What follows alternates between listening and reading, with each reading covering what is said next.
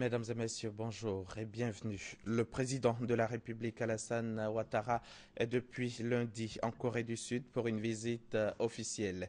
Hier mardi, le chef de l'État et son homologue coréenne, Park Geun-hye, ont échangé. Ils ont ensuite pris part à un sommet élargi aux délégations ivoiriennes et coréennes.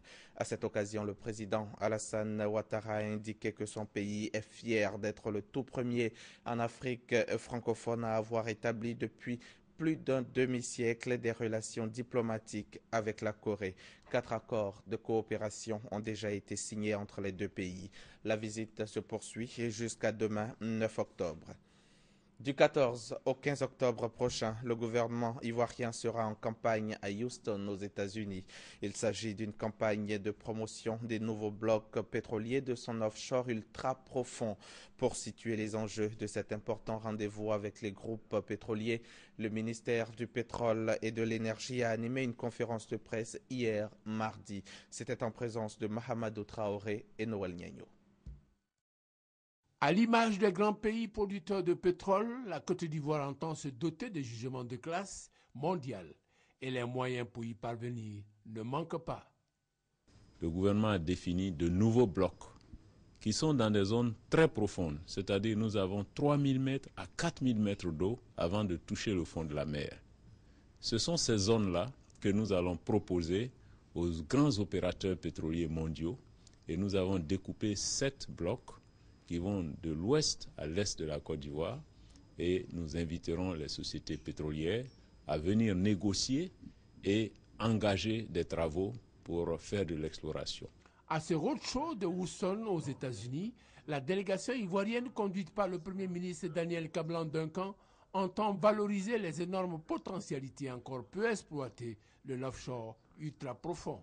Et dans ces eaux très profondes, pour un forage d'exploration, à 2500 mètres, 2000 mètres, nous sommes au-delà des 100 à 150 millions de dollars, un forage d'exploration. Et si on trouve la ressource en quantité économique, il faut ensuite envisager un forage de développement avec des plateformes qui se chiffrent en milliards de dollars. Autre enjeu de ce roadshow, augmenter la production d'hydrocarbures, notamment le gaz naturel, en vue de faire face à la demande sans cesse croissante en électricité. Une demande qui, de 1630 MW en 2014, se situera à 1800 en 2015 et probablement à 4000 MW en 2020. L'enseignement supérieur et les formations en santé à l'ère du numérique. La question est au cœur d'un atelier sous-régional qui se tient ici à Abidjan. La rencontre de 72 heures devrait permettre de jeter les bases d'une véritable politique sous-régionale de pédagogie numérique. Grace Kando pour les détails.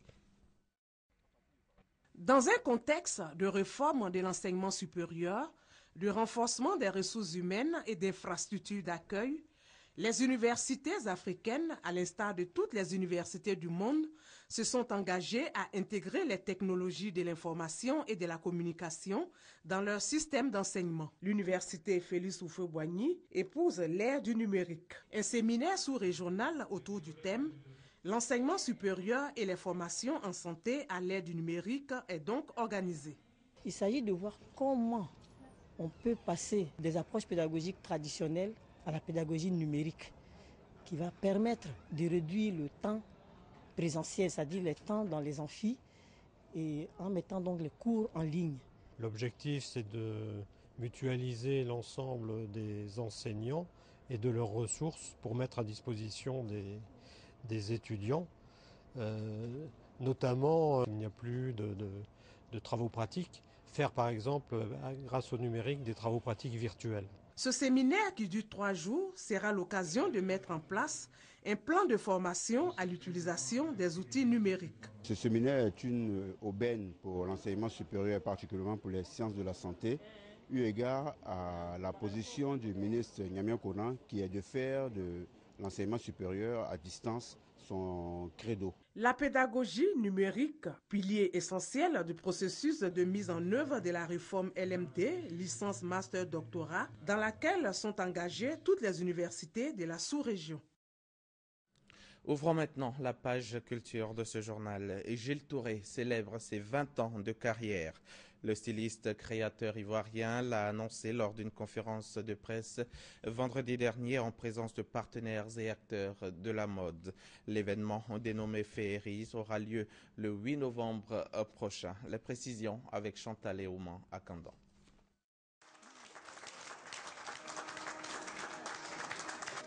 Donc c'est un bustier qui a été monté avec des coupures de presse, des titres de presse.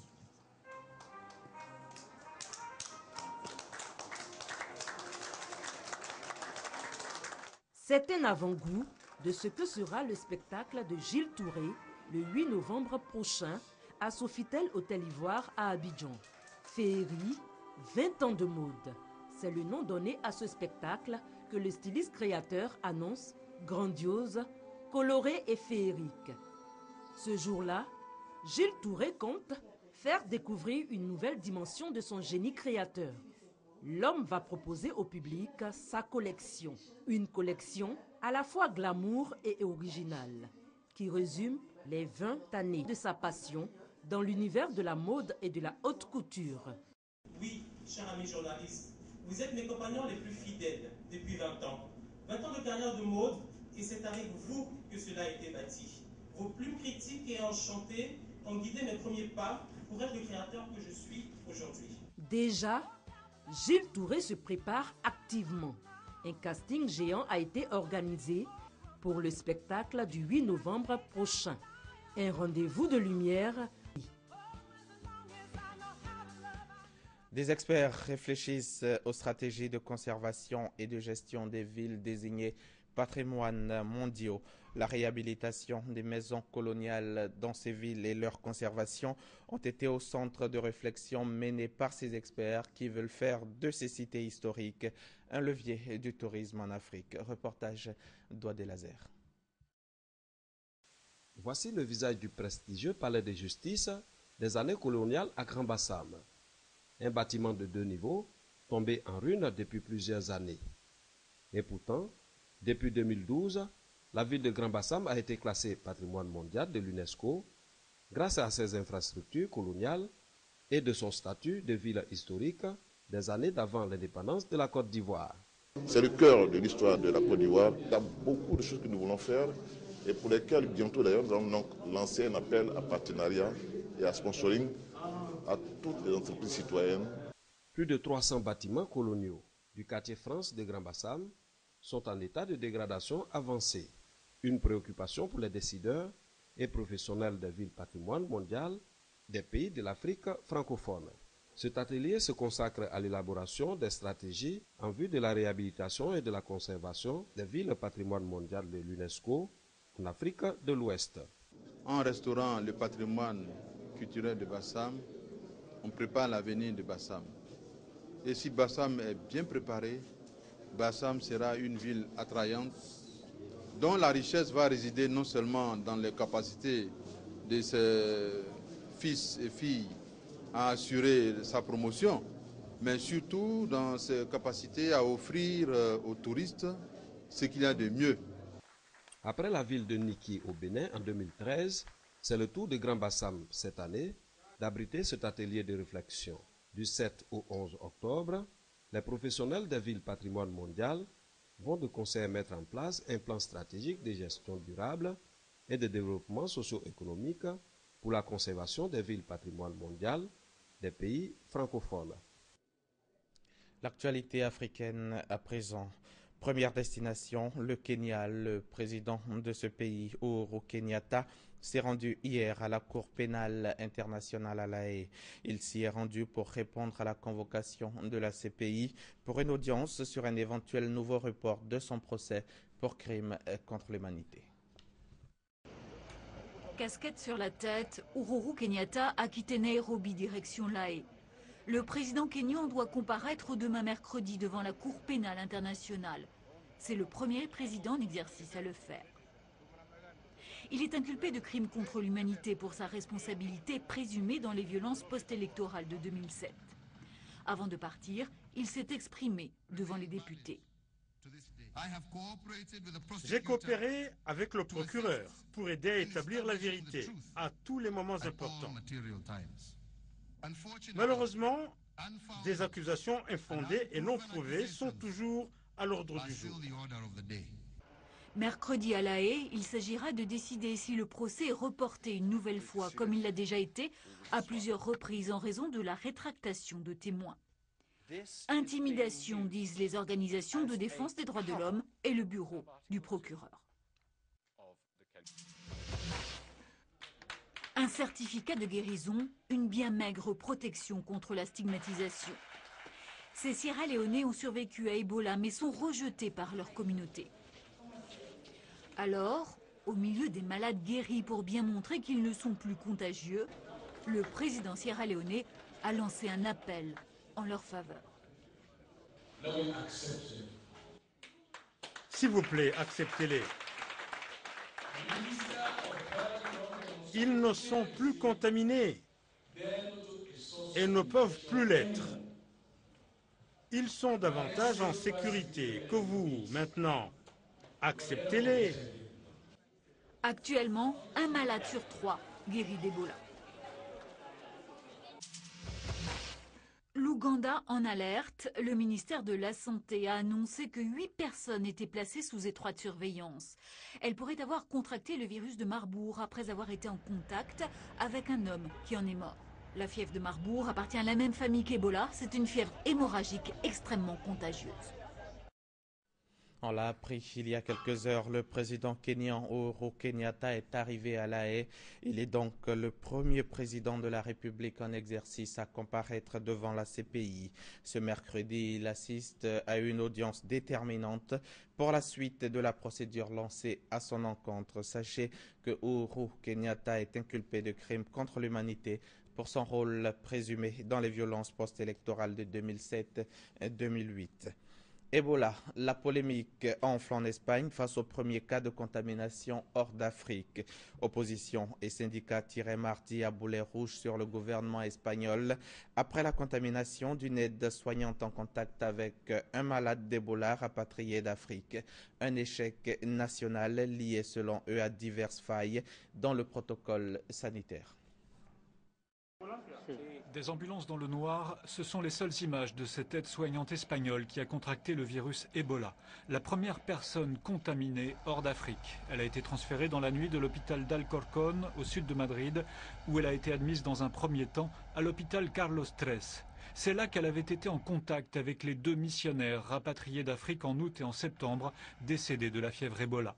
À l'extérieur, le personnel est inquiet car cette infirmière a été contaminée malgré les mesures de précaution. Ils n'ont donné aucune information satisfaisante, ça c'est sûr. Je pense qu'ils devraient donner plus d'explications sur la façon dont ça s'est passé.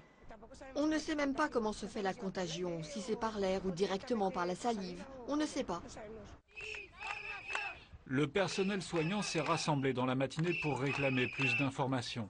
Ils disent n'avoir été formés que pendant 15 minutes sur les mesures à prendre face à cette maladie. Hier soir, pourtant, la ministre espagnole de la Santé se voulait rassurante, annonçant qu'une investigation était en cours sur les causes de cette contamination. Nous sommes en train de vérifier quelle a été la source de la contamination. Nous essayons de savoir si tous les protocoles ont été strictement respectés. Malgré les propos de la ministre assurant que toutes les mesures ont été prises pour garantir la santé des citoyens, les Espagnols sont inquiets, d'autant plus que la patiente a ressenti les premiers symptômes le 30 septembre et qu'elle n'a consulté que 5 jours plus tard. 5 jours pendant lesquels elle a pu contaminer des proches ou des collègues.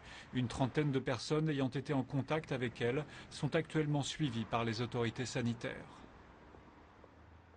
Et pour terminer ce journal, intéressons-nous maintenant à l'actualité planétaire. C'est en bref, en son et en images.